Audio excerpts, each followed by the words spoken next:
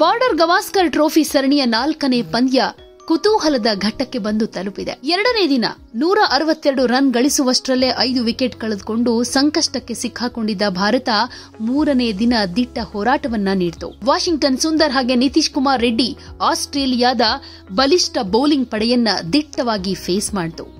ನಿತೀಶ್ ಕುಮಾರ್ ರೆಡ್ಡಿ ಭಾರತದ ಪಾಲಿಗೆ ಹೊಸ ಹೀರೋ ಆಗಿ ಹೊರಹೊಮ್ಮಿದ್ರು. ಮೆಲ್ಬರ್ನ್ ಕ್ರಿಕೆಟ್ ಮೈದಾನದಲ್ಲಿ ಇವರ ಆಟ ನೋಡಿ ಇಡೀ ಭಾರತೀಯ ಕ್ರಿಕೆಟ್ ಅಭಿಮಾನಿಗಳು ಸಂಭ್ರಮ ಪಟ್ಟರು.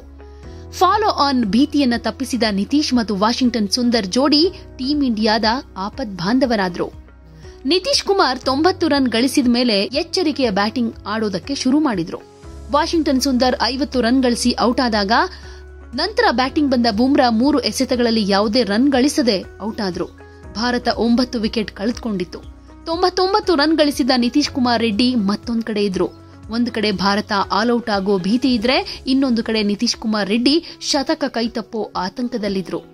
ಆದರೆ ಮೊಹಮ್ಮದ್ ಸಿರಾಜ್ 2 ಎಸೆತಗಳನ್ನ ದಿಟ್ಟವಾಗಿ ಎದುರಿಸೋ ಮೂಲಕ ವಿಕೆಟ್ ಉಳಿಸಿಕೊಂಡ್ರು. ಓವರ್ ಚೇಂಜ್ ಆದ್ಮೇಲೆ ನಿತೀಶ್ ಕುಮಾರ್ ರೆಡ್ಡಿ ಸ್ಟ್ರೈಕ್ಗೆ ಬಂದ್ರು. ಬೊಲಾಂಡ್ರ ಎಸೆತದಲ್ಲಿ ಭರ್ಜರಿ ಬೌಂಡರಿ ಬಾರಿಸಿದ ಅವರು ತಮ್ಮ ಚೊಚ್ಚಲ ಶತಕವನ್ನ ಬಾರಿಸಿದ್ರು. ನಿತೀಶ್ ಕುಮಾರ್ ರೆಡ್ಡಿ ಆಸ್ಟ್ರೇಲಿಯಾದಲ್ಲಿ ಶತಕ ಬಾರಿಸಿದ 4ನೇ ಕಿರಿಯ ಭಾರತೀಯ ಆಟಗಾರ ಅನ್ನೋ ಸಾಧನೆ ಮಾಡಿದ್ರು.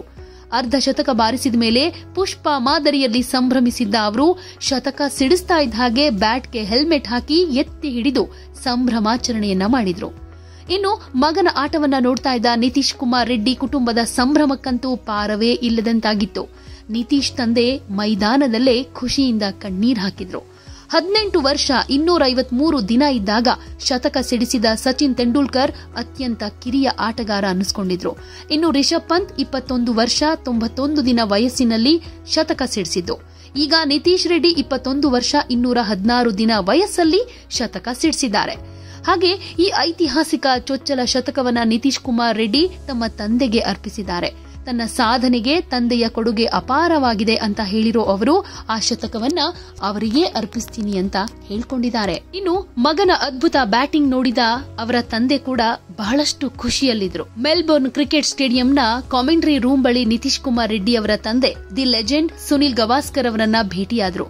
ಗವಾಸ್ಕರ್ ಅವರೊಂದಿಗೆ ಮಾತನಾಡ್ತಾ ಮುತ್ಯಾಲ ರೆಡ್ಡಿ ಅವರ ಕಾಲಿಗೆ ಬಿದ್ದು ಆಶೀರ್ವಾದವನ್ನ ಪಡೆದುಕೊಂಡಿದ್ದು ವಿಶೇಷವಾಗಿತ್ತು. ಗವಾಸ್ಕರ್ ಅವರಿಂದ ಆಶೀರ್ವಾದ ಪಡಿತಾ ಇರೋ ನಿತೀಶ್ ಕುಮಾರ್ ರೆಡ್ಡಿ ಅವರ ಪೋಷಕರ ವಿಡಿಯೋ ಸೋಷಿಯಲ್ ಮೀಡಿಯಾದಲ್ಲಿ ವೈರಲ್ ಆಗ್ತಾ ಇದೆ. ಹಾಗೆ ನಿತೀಶ್ ಕುಮಾರ್ ರೆಡ್ಡಿ ಸದ್ಯಕ್ಕಂತೂ ಟ್ರೆಂಡಿಂಗ್ ನಲ್ಲಿದ್ದು ಎಲ್ಲಾ ಸೋಷಿಯಲ್ ಮೀಡಿಯಾದಲ್ಲೂ ಅವರದ್ದೇ ಸುದ್ದಿ.